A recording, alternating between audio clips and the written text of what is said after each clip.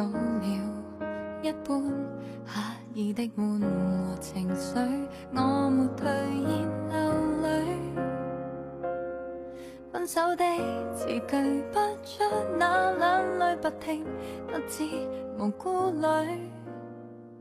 我轉頭離別，懶得取走咖啡單據。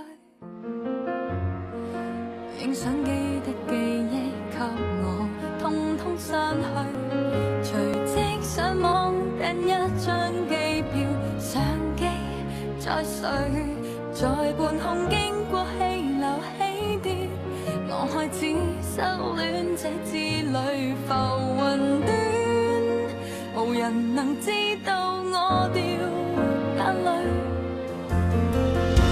第一天失戀以後總算，還需趕快接受變遷，沒有愛情差點崩潰。